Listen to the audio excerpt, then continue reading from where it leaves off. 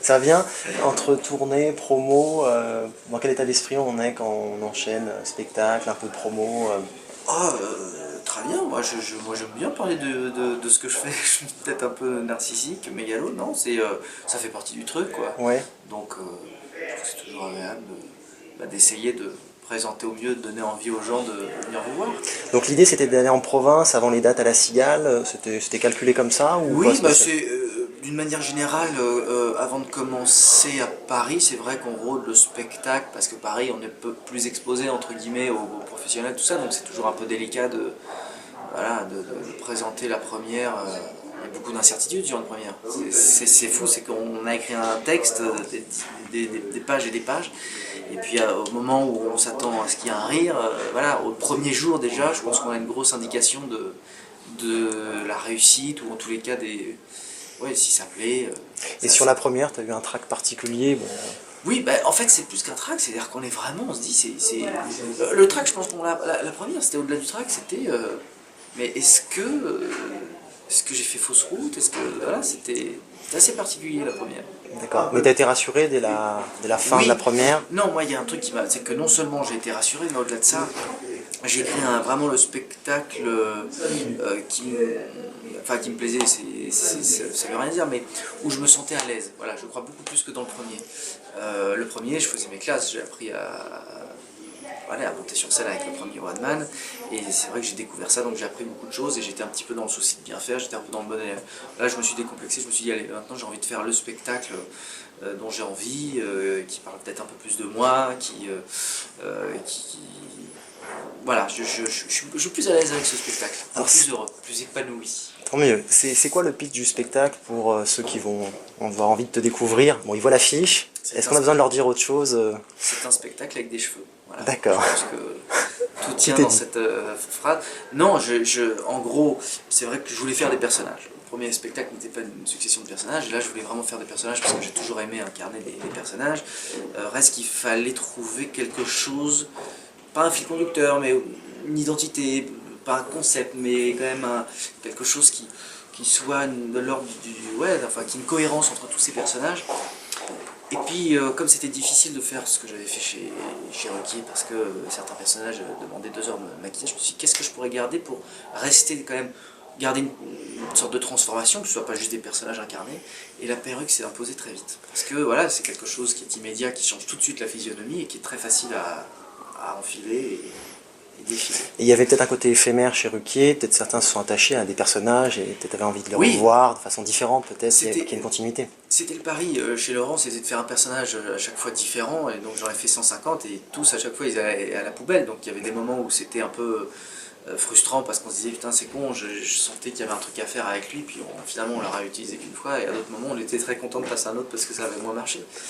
Et effectivement il y avait des personnages, donc là c'est pas les personnages, le best-of des personnages que j'ai fait chez Rocky, mais voilà, ce sont des cousins de ces personnages dans lesquels je me suis senti à l'aise, j'avais envie à qui j'avais envie de donner une version updatée. Alors du coup, ça t'a donné de cultiver des perruques dans un potager, notamment. Oui, donc, voilà, c'est vrai que j'ai fait des petits teasers pour parler du spectacle où je raconte un petit peu, voilà, soit c'est de la perruque d'élevage, soit c'est du vol de perruques, hein, j'ai volé aussi Oui, des vol à perruques, l'arraché. Hein. du vol à l'arraché. Voilà, c'est comment j'ai fait pour trouver toutes ces perruques pour mon spectacle. D'accord. C'est quoi la journée type, un jour de spectacle comment ça s'organise? Est-ce que tu as des rituels avant de Non, monter sur scène non, je suis pas j'ai pas une photo particulière dans ma loge, j'ai pas un geste ou non, je suis évidemment j'ai toujours le track, mais comment j'essaye de le j'essaye de la musique, j'écoute de la musique très fort jusqu'au moment où on me dit ça va être à nous, voilà. C'est le seul truc qui fait que voilà, ça sert à rien on doit y aller de toute façon, donc c'est pas la peine de se faire plus de mal. combien de temps il y a eu entre l'idée du spectacle et sa concrétisation sur les premières scènes? Oh, je pense que l'idée de remonter sur scène, elle s'est faite au moment où j'ai fini mon premier spectacle, c'est-à-dire il y a 2 ans. Et puis déjà, je commençais à chercher l'idée, effectivement, le concept. Donc ça, je l'ai eu, ouais, il y a bien 2 ans et demi, le concept de faire des personnages avec des perruques. Ouais. Et après c'est difficilement quantifiable. J'ai pas écrit pendant 2 ans. Il y a des moments où on va écrire pendant un mois et demi. va s'y mettre vraiment. Ensuite, on met ça de côté pendant 3 mois parce que j'étais sur d'autres choses. Et puis, c'est pas mal parce que ça permet de revenir avec un œil un peu neuf, un peu vierge. Est-ce qu'on doute un peu dans ces moments où on travaille sur le spectacle, on se dit bah, peut-être ça se fera pas parce que... En fait, j'ai eu la chance de rencontrer Thierry Suc, mon producteur, et de lui dire voilà, je m'apprête à faire un nouveau spectacle et j'aimerais bien qu'on travaille ensemble. Il m'a dit ben, moi j'aimerais bien aussi. Donc d'une certaine manière, je savais que après évidemment, si j'avais eu la page blanche, ou même 30 pages blanches, je serais jamais monté sur scène. Mais voilà, il y a un moment donné aussi, faut se donner des délais, des obligations, parce que ça fait beaucoup avancer, moi je crois beaucoup à ça. Sinon on n'est jamais content, on peut toujours se dire non, c'est toujours perfectible. C'est comme à la télé, hein, quand le fait d'avoir chaque semaine avoir un personnage à écrire, à faire, ben voilà, on le fait et c'est très bien, c'est très motivant en fait.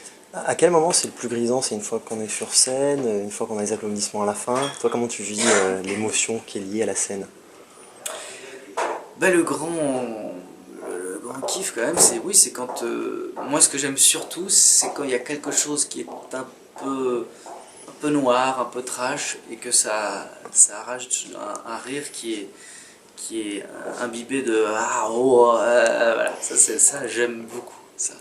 Et est-ce que le rire c'est une mécanique? Est-ce que les premières fois que tu l'as tenté, tu dis ah tiens je m'attendais pas à ce qu'il risait là, du coup j'ai ajusté un peu le Ah bien spectacle? sûr, non mais je l'ai joué 10 fois, donc on a retravaillé hier avec les auteurs qui ont contribué à l'écriture de ce spectacle. Et c'est évident que au bout de 4 fois je dis tiens sur tel personnage il y a quand même une vraie faiblesse dans ce passage là. Là en revanche c'est très intéressant, donc peut-être qu'on peut amener le truc encore plus haut. Donc oui, c'est le public qui finalement donne les corrections à faire. Hein. Sur la Cigale, c'est une salle que tu as choisie toi, pour un symbole particulier, ou ça aurait pu être d'autres salles? Non, je crois que c'était une salle intéressante parce que ça reste un vrai théâtre et à la fois c'est une salle qui est très identifiée one man. Finalement il n'y en a pas beaucoup, j'avais joué au Bataclan, c'était super, mais il y avait un côté un peu concert, voilà, elle est un peu plus... Enfin voilà, là il y avait un côté théâtre qui me plaisait, parce que c'est vrai que le spectacle, ce sont des personnages, et voilà, c'est pas du stand-up, donc il y a un côté peut-être un peu plus théâtral. Est-ce que tu appréhendes différemment ce bail à la Cigale, comme ça des dates très rapprochées? Ah, moi je traque, j'appréhende, je redoute, je crains, je sue, je suis comme ça. Donc, non, mais ça fait partie du truc, évidemment, que j'appréhende, et c'est un mix de... voilà, c'est comme quand on dit le saut à l'élastique, je l'ai jamais fait, voilà, c'est mon saut à l'élastique, c'est-à-dire qu'à la fois on sait qu'on va avoir une sensation phénoménale et très, très égoïste, très personnelle, qu'on ne partage pas, parce qu'on est seul sur scène, et à la fois on sait que c'est mélangé de ces moments de doute, de peur, c'est totalement irresponsable en fait. Tu penses qu'il y a une attente particulière sur ce spectacle, après le passage télé qui a été un bail assez long quand même de 4 ans? Bah, je pense que les gens qui viennent me voir, c'est vrai qu'ils veulent peut-être... C'est toujours la difficulté, c'est que quand ils vous ont découvert à la télé, ils veulent à la fois, ils viennent vous voir pour ça, et en même temps on ne peut pas leur servir la même chose, parce que sinon ils l'ont eu gratos à la télé, ça n'aurait aucun sens de... Donc il faut trouver le juste équilibre entre guillemets une prolongation de ce qu'ils ont pu aimer, et à la fois les surprendre un peu pour montrer que voilà, il y a des nouveautés quand on est sur scène, enfin il y a une autre approche. Et ça fait du bien de retrouver un peu de proximité alors qu'on était derrière l'écran, c'est un autre exercice. Oui, si ce n'est que l'émission de Laurent était en public, donc l'enjeu était quand même le même. C'était le public qui donnait, qui validait la réussite dès lors que ça rigole sur une vanne, on sait que bon, ça passe. A priori, si les gens rient dans le public, les gens rient devant leur télé chez eux. Donc voilà, après, évidemment, non. Ce qui change surtout, je pense, c'est que on n'est pas dans un format, on n'a pas 5 minutes, voilà, on a 1h20 pour s'exprimer, donc on peut s'étendre davantage, on peut donner un peu plus de son univers,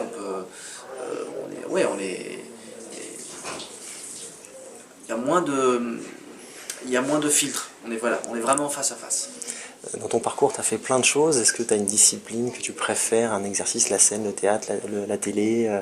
Non, c'est vrai que souvent on me demande ça, mais moi je cultive ce mélange des genres, enfin qui n'est pas vraiment un mélange des genres, parce que finalement ça reste l'idée à chaque fois c'est de faire marrer les gens, que ce soit à la télé, sur scène, dans un film, à la radio parce que j'en ai fait, dans la presse. Je trouve ça, enfin voilà, je suis très très heureux de pouvoir sauter d'un support à un autre parce que ça permet de se renouveler, de ne jamais s'ennuyer. Justement, moi en lisant ta bio, je me dis, ça va être quelqu'un d'hyper boulimique de travail. Est-ce que je me trompe ou pas? Oui, enfin, et à la fois, oui, c'est-à-dire que c'est toujours compliqué de dire je suis un grand bosseur et tout. Ça peut passer pour de la prétention. Je sais pas, mais une chose est sûre, à chaque fois que j'y vais, je veux pas avoir de regrets en me disant j'y vais, mais j'aurais pu aller un peu plus loin dans le boulot avant d'y aller. Ça, c'est le regret qu'on n'a pas le droit de l'avoir, celui-là. Il faut vraiment mettre toutes ses chances de son côté. Donc, chaque fois que j'ai fait des trucs, c'est vrai, je me disais, voilà, je vais au bout du bout de ce que, voilà, je peux me planter, mais je veux pas avoir le regret de me dire, bah ouais, mais tu t'es planté, mais Coco, t'as pas assez bossé. Quoi. Ouais. Voilà. Et est-ce que des fois tu t'accordes une respiration, de dire bah là je vais au bout de ce spectacle, je décompresse, je recharge les batteries et mon énergie créative va revenir ou Non, tu as besoin d'enchaîner comme ça? ouais, j'aime bien enchaîner, mais vous savez, bizarrement, c'est le... Plus on a de choses, plus on est plus il faut produire, plus on est productif, mais dans le bon sens du terme. C'est-à-dire que la créativité pour autant ne se dilue pas parce qu'on fait beaucoup de choses en même temps. C'est très bizarre, c'est pas, les choses viennent et parfois on n'a rien, parfois on a tout et ça peut tomber à des moments où on a beaucoup de choses à faire. Moi, je me suis jamais dit, tiens, je vais faire 3 mois de pause, rentrer dans une espèce d'introspection, machin, je vais peut-être découvrir des choses sur moi. Non, moi, quand il y a du boulot, je le prends, je suis très très heureux. C'est tellement le moteur de ce métier-là. Et tu crées les occasions ou tu es plutôt en attente des propositions Ah non, je crée des occasions, parce que, effectivement, quand on écrit un spectacle, c'est très rare, à moins d'être déjà, d'avoir une grande carrière. Mais même de manière générale, quand on fait ça, c'est parce qu'on a envie, c'est pas parce qu'on nous le demande. Bien sûr. Ce serait un peu sinistre. Donc, non, c'est voilà, j'avais envie de faire un deuxième spectacle, voilà, j'ai envie de faire derrière, pourquoi pas d'autres choses à la télé, d'autres choses au cinéma, d'autres choses sur scène.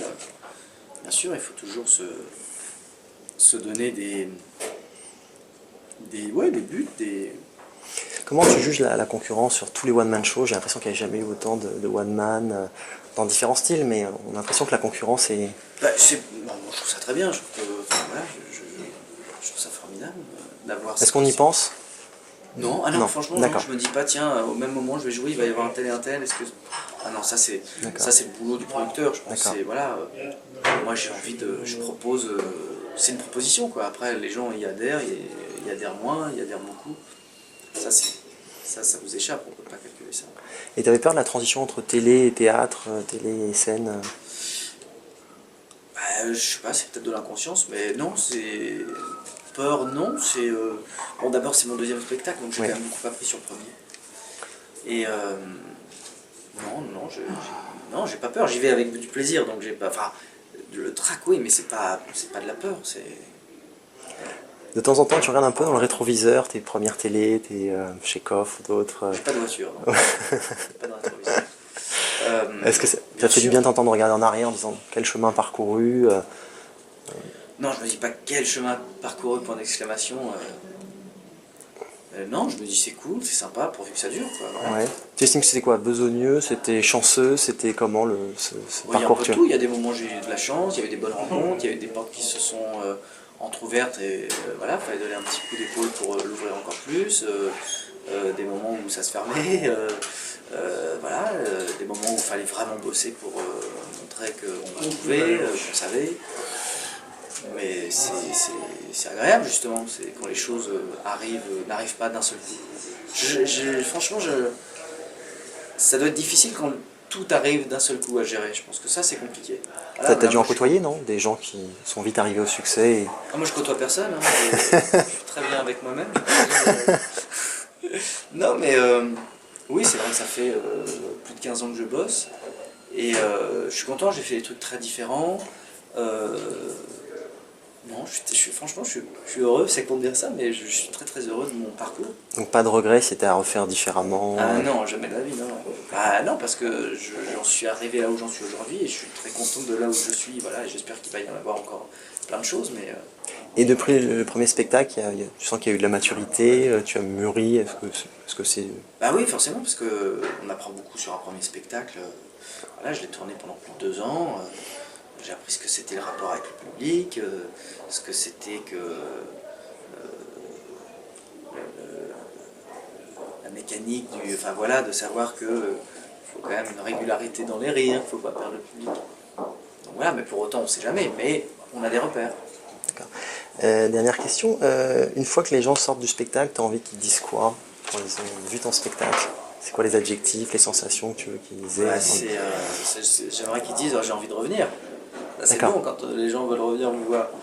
Ça c'est l'essentiel. Après, non mais c'est évident ce que je vais vous dire, on s'est bien marré, putain c'était cool, chacun l'exprimera à sa manière, mais bah oui c'est ça, on le sait, hein, on l'entend. D'accord. Juste, des fois tu switches carrément, j'ai regardé les teasers ce matin, je montrais ça à mon équipe et ils me disent complètement barré, complètement fou. Est-ce qu'il est une double personnage, comment il switch d'un personnage à l'autre, comment il se dynamise, tu carbures à quoi? Ah, je ne carbure à rien, à l'eau minérale.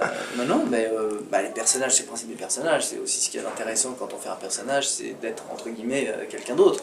Voilà. Mais je suis pas schizophrène. Ça s'appelle le métier de comédien et heureusement que je suis différent. Mais moi, ça m'a toujours un peu déprimé les gens qui sont d'une certaine manière un personnage, et quand on les rencontre dans la vie, finalement ils sont un peu pareils, parce qu'on se dit bah alors finalement c'est pas, ils composent pas, il n'y a pas, donc voilà, le personnage c'est ce que je le laisse pour la scène, et dans la vie je suis. Donc t'arrives, t'es pas prisonnier de personnage, dès que tu sors de scène. Ah non, mais ça, la légende du mec qui arrive pas, je suis pas fait l'acteur du studio pour faire 150 personnages quand on a 6-7 minutes, je suis pas rentré 3 mois dans la peau du personnage, faut être rapide. Donc voilà, non, c'est un travail je sais même pas d'ailleurs, d'observation, mais en même temps je suis pas là à observer, je sais pas. Qu'est-ce qu'on peut te souhaiter pour la suite? Qu'est-ce qu'on peut me souhaiter pour la suite? La